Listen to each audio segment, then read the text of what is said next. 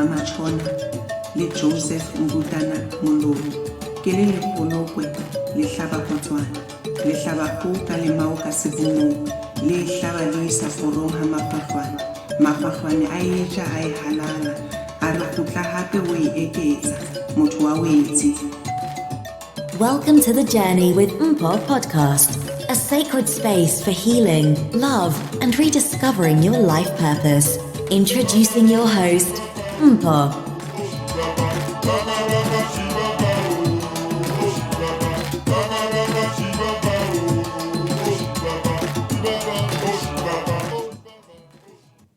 Hello, JWM family.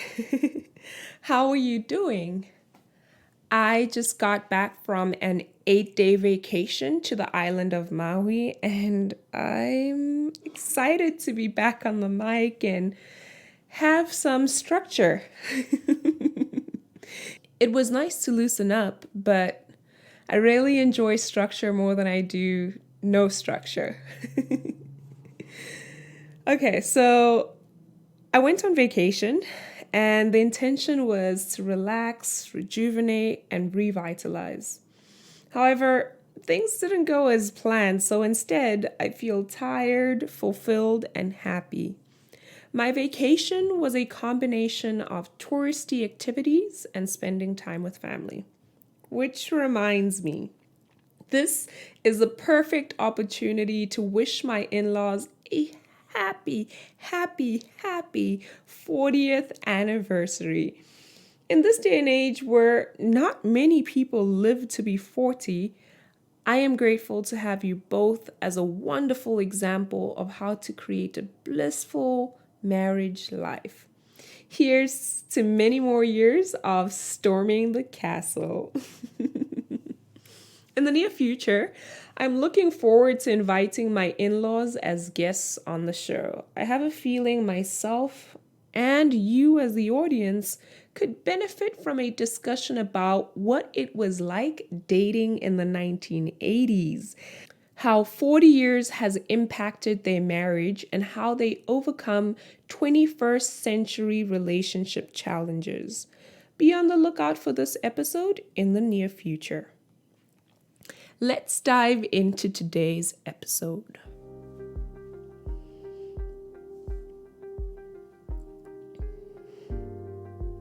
While I was on vacation, my spirit began exploring the art of forgiveness. My mother and I have been discussing ways we can overcome attachments. That is, the things we collect as we continue to live. Things such as memories, emotions, and experiences.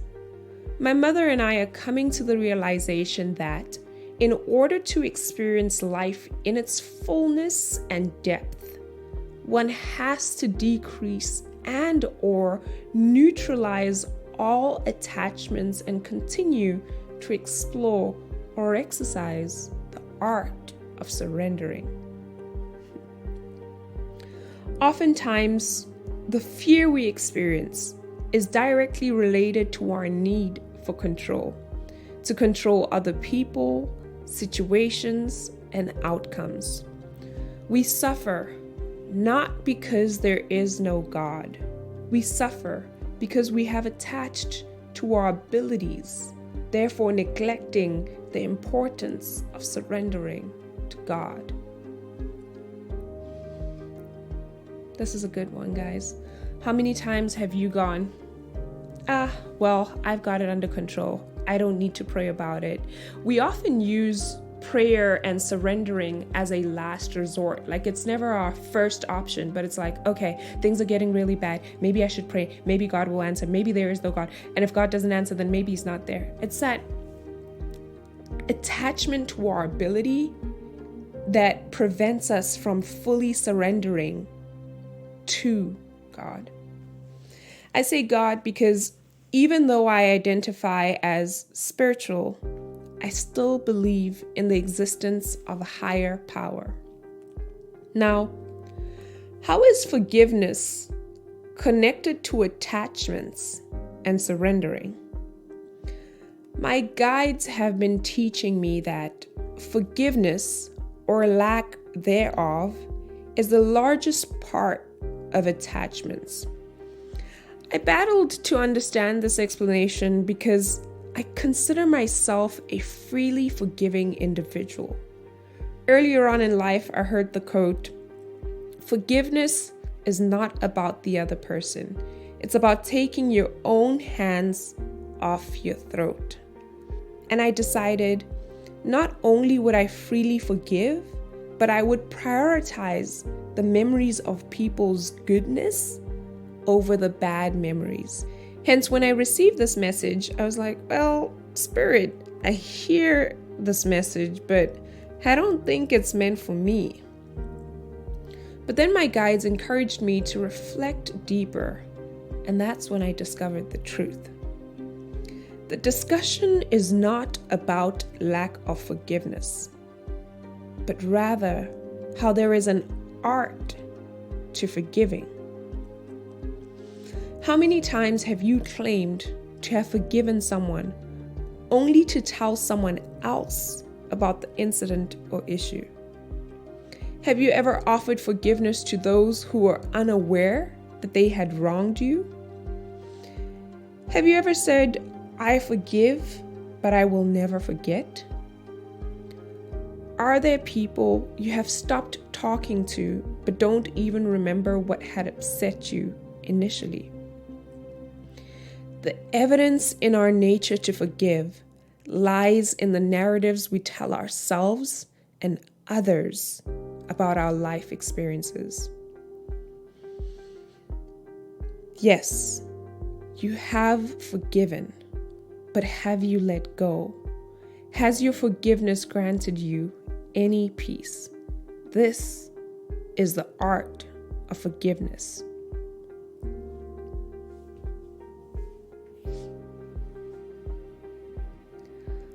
My ancestors provided a step-by-step process for the art of forgiveness. And for step 1, they say, in this day and age, life presents people who refuse to acknowledge their emotions. Instead, they medicate, abuse, and avoid. Sometimes we are those people. The first step in forgiving is acknowledging the experience of wrongdoing. 2. Once you acknowledge it, the common step is to lash out, gossip, block, or whatever else instead of approaching the involved party or parties. The ancestors recommend freely expressing how the wrongdoing has affected you. This step is such a great opportunity to share observations and perceptions. In this step, there are a number of factors to consider, such as timing, atmosphere, and so forth. The objective of step 2 is not to rebuild, because in real life, sometimes you have no other option but to walk away. If step 2 brings about a rebuilding, then that is great. The guides want you to just focus on using step 2 as a method of release. You and the affected parties addressing the experience in a mature nature so you can move on together or separately. But definitely the objective is to move on. 3. This is your reconciliation. If you stay, then stay without the bitter taste of the memory of wrongdoing. Speak not of it. If you choose to leave, then leave. Leave empty of the memory and story. The guides say it is important to live light in the food we eat, in our experiences, and in our approaches. Live light, carry little, give everything. The lack of forgiveness is detrimental to our health, mental, spiritual, emotional, and physical.